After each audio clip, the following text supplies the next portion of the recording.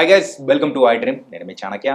మరి సమ్మర్ వచ్చిందంటే మనకు కావాల్సింది ఖచ్చితంగా మరి చిల్డ్ వాటర్, మరి చల్లటి నీళ్లు తీసుకోవడం వల్ల అది మన ఆరోగ్యానికి మంచిదా లేకపోతే చెడా? దీని గురించి మనతో పాటు మాట్లాడడానికి ప్రముఖ న్యూరో సర్జన్ మరి డాక్టర్ రంగనాథన్ గారు ఇప్పుడు మనతో పాటున్నారు. మరి సార్ని అడిగి తెలుసుకుందాం. Hi sir. సార్, వేసవి కాలం వచ్చిందంటే మనకు కావాల్సింది చిల్డ్ వాటర్. అవి లేకపోతే మనకు ఏదో నీళ్ళు తాగినంత ఫీలింగ్ అనేది కూడా అనిపించదు. మరి ఈ చిల్డ్ వాటర్ కానీ చల్లటి నీళ్లు తీసుకోవడం వల్ల మన ఆరోగ్యానికి మంచిదా లేకపోతే ఏమైనా ప్రభావాలు ఏమైనా చూపిస్తుందా? గత 3-4 రోజుల నుంచి తెలంగాణ రాష్ట్రం అంతటా కూడా ఈ ఐఎండి అంటాం, మెట్రాలజీ డిపార్ట్మెంట్ అంటే వాతావరణ పరిశోధన సంస్థ ఒక అలర్ట్ ఇచ్చారు, ఆరెంజ్ అలర్ట్. ఆరెంజ్ అలర్ట్ ఎప్పుడు చెప్తారంటే 45 వరకు టెంపరేచర్ పెరిగిపోతుంది, జాగ్రత్తగా ఉండండి అని చెప్పేది. ఆదిలాబాదు ఇలాంటి ప్రాంతాలన్నింటిలో కూడా ఆరెంజ్ అలర్ట్ ప్రవణం. హైదరాబాద్లో 40 వరకు పెరగొచ్చు అని వచ్చారు కొన్ని రోజుల్లో. అంటే వేసవి మొదలైంది, ఎందుకంటే చలివేంద్రాలు రోడ్డు మీద కనపడ్డాయిగా. సో ఇవన్నీ సమయంలో ఉంటే తీసుకునేది చల్లని నీరు. ఒక ఇంట్రెస్టింగ్ స్టార్టింగ్లో చెప్తాను, చల్లని నీరు అందరికీ ఇంట్రెస్టింగ్గా రుచికరంగా ఎందుకు ఉంటుంది తెలుసా? ఎందుకంటే చల్లనీరు తీసుకుంటే నాలుక మీద ఉండే టేస్ట్ బడ్స్ నంబైపోతాయట. ఓకే, వాటికి టేస్ట్ తెలియదండి. దానివల్ల కొన్ని ఇబ్బందులు కూడా ఉన్నాయి. ఏదైతే ఉందో నీటిలో ఉండేటువంటి ఇంప్యూరిటీస్ కానీ ఏవి తెలవదు ఆ నమ్నెస్ వల్ల. ఓకే, అందువల్లే తెలియకుండానే చల్లటి నీళ్ళు తీసుకోవడం జరుగుతూ ఉంటుంది. ఈ చల్లటి నీళ్ళ వల్ల ఇప్పుడు మాటకి మనం ఇంక నుంచి ఏ అవయవాల మీద దాని ప్రభావం ఉంటుందంటే, తీసుకున్న నోట్లో ఉండే గొంతుకులో కానీ పళ్ళలో జిమ్మని అంటుంది. ఆ తర్వాత మన కిందకంతా ఊపిరితిత్తుల లోపలికి కానీ, జీర్ణాశయం పొట్టలో కానీ, అన్నిటికంటే నేను న్యూరో సర్జన్గా నరాలు బ్రెయిన్ మీద కానీ, ఇలాగా. అదే కాకుండా ఇమ్యూనో సిస్టమ్, ఏది రోగ నిరోధక వ్యవస్థ మీద కూడా దీని ప్రభావం ఉంది అని చెప్తారు. ముందు ఎప్పుడు కూడా మంచి చెప్పుకుంటేనే కరెక్ట్. మంచి గురించి 2 మాటలు చెప్పుకుందాం. నిజానికి ఏమిటంటే ఈ బ్రెయిన్ మీద ఎలాంటి ఎఫెక్ట్ ఉంటుందంటే, ఈ చల్లనీరు తాగితే అడ్రినలిన్ అని ఒక ద్రావకం తయారవుతుంది. మామూలుగా బ్రెయిన్లో ఉంటుంది అది శరీరం. ఓకే, ఆ అడ్రినలిన్ అన్నది ద్రావకం తయారవ్వడం వల్ల దానివల్ల ఏమవుతుందంటే మనిషి అలర్ట్ అయిపోతాడు, యాక్టివ్ అయిపోతాడు, ఎనర్జీ అవుతాడు. అదే కాకుండా ఇప్పుడు ఈ కొంతవరకు మామూలుగా ఈ వ్యాగస్ నర్వ్ ఉంటుంది అండి, పొట్టలోన ఈ అన్నవాహిక ఈసోఫాగస్లో గొంతుకు లోపలికి వెళ్తే స్టిమ్యులేట్ అవుతుంది. దానివలన స్టిమ్యులేట్ అవ్వడం వల్ల వ్యక్తి డల్నెస్, స్ట్రెస్, యాంగ్జైటీ తగ్గిపోతాయట. ఓకే, అదే కొంతమందిలో డైరెక్ట్గా కొంతవరకు తాగడం వల్ల, లేకపోతే చల్లనీళ్ళు స్నానం చేయడం వల్ల, ఎవరైతే బ్యూటీ కాన్షియస్ యువకుల్లో యువతల్లో ఏదైతే ఉందో ఈ వెంట్రుకల తాలూకా రూట్స్ లోపలికి ఇది మాయిశ్చర్ తేమ పోయి ఆ స్ప్లిట్ అయిపోవడం, 2గా అయిపోయి పాడైపోయినటువంటి లేకుండా వెంట్రుకలకి మంచి నూనెగా మెరుస్తూ ఉండేటువంటి ఇవి కూడా రావడానికి అవకాశం ఉంటుందట. ఓకే, అదే కాకుండా అన్నిటికంటే ముఖ్యమైనది ఏంటంటే హైడ్రేషన్. మీరు చెప్పినట్టుగా వేసవి కాలంలో హైడ్రేషన్ ఎందుకు అని అంటే, బ్రెయిన్కి హైడ్రేషన్ అనేది చాలా చాలా ముఖ్యం. ఒక కారణం ఏదైతే ఉందో ఆల్జిమర్స్ వ్యాధి, మతిమరుపు వ్యాధి, లేకపోతే ఇలాంటివి రావడానికి కారణం ఏదంటే ఓల్డ్ ఏజ్లో పర్టికులర్గా వాళ్ళు ఎక్కువ తీసుకోరు నీరు తెలియకుండానే.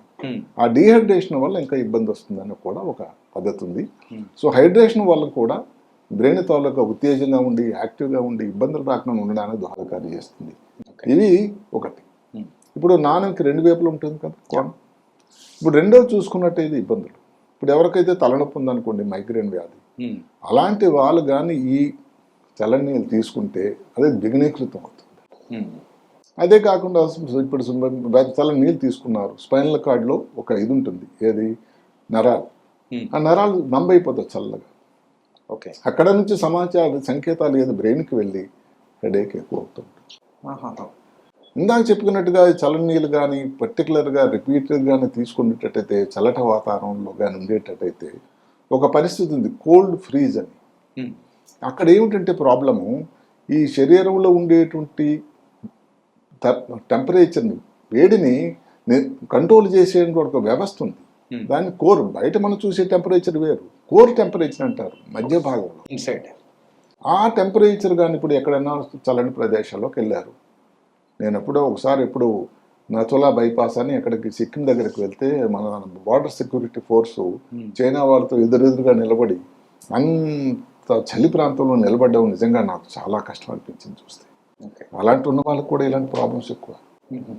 అలాంటి వాళ్ళు కానీ నీళ్ళు తాగితే ముఖ్యంగా వచ్చేది ఏంటి తెలియకుండానే ఈ ఫ్రాస్ట్ బైట్ అంటారు. అంటే ఏమిటి, కాలు వేళ్ళు నంబైపోవడం, బ్లూ అయిపోవడం, తెలియకుండా కాలు వేలు డ్యామేజ్ అయిపోవడం, టిష్యూ, ట్రెంచ్ ఫుట్ అంటారు.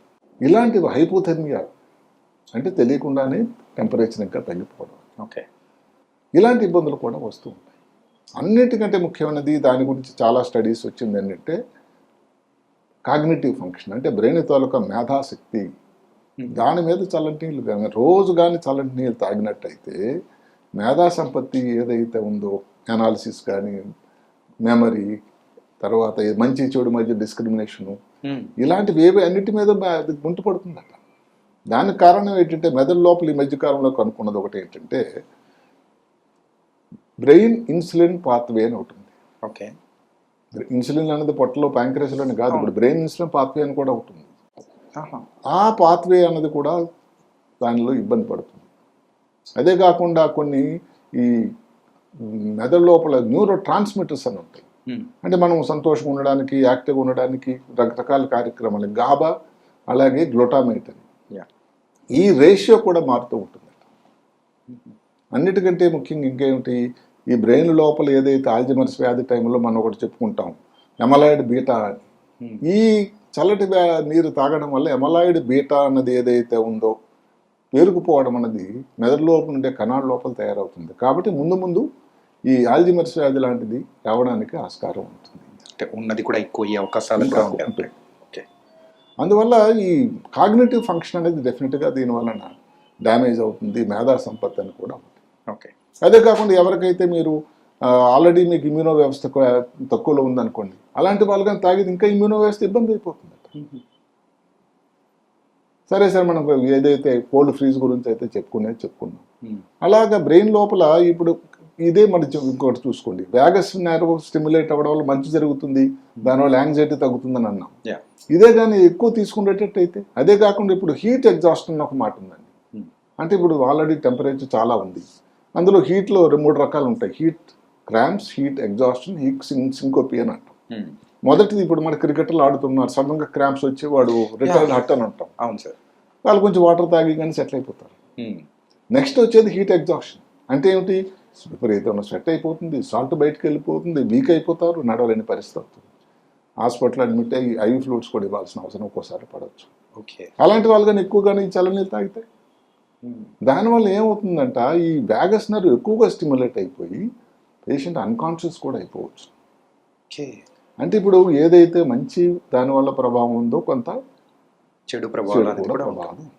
ఇప్పుడు చల్లని నీళ్ళు ఎవరు తీసుకోవచ్చు, చల్లని నీళ్ళు సాధ్యమైనంత వరకు ఎవరు తీసుకోవచ్చు అని అంటే అథ్లెట్స్, ఏదైతే మనం అనుకున్నటువంటి క్రీడాకారులు, వేసవికాలంలో ఆడుతున్న వాళ్ళు, ఊబకాయంతో ఉన్న పిల్లలు.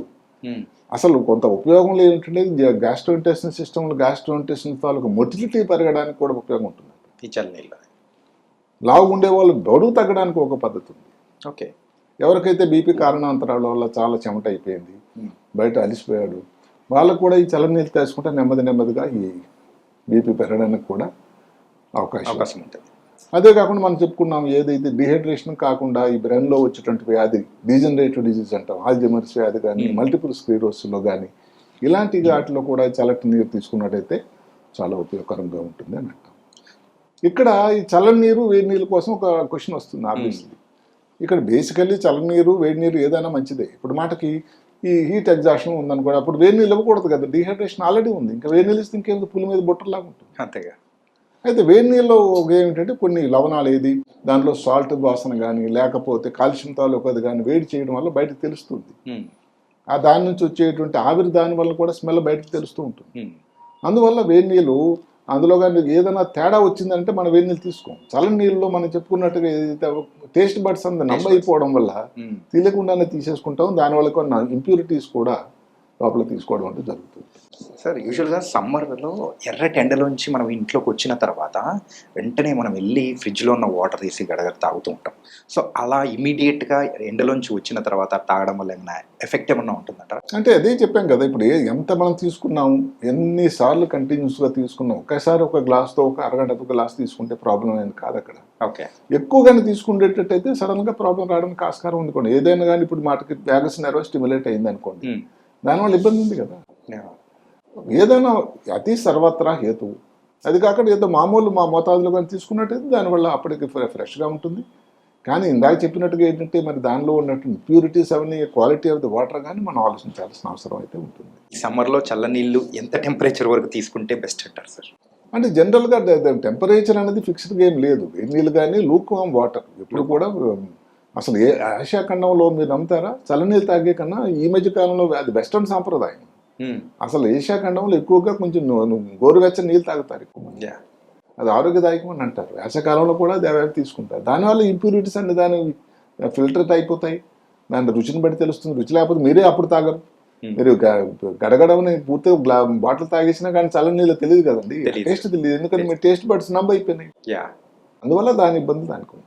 మెయిన్గా అయితే ఈ చల్లనీళ్ళ గురించి అయితే ఉన్న చిన్న డౌట్లు అనేది కూడా ఉన్నాయి. సో ఈ సమ్మర్లో దాని గురించి కూడా చాలా చక్కగా వివరించారు sir. Thank you so much sir. Right.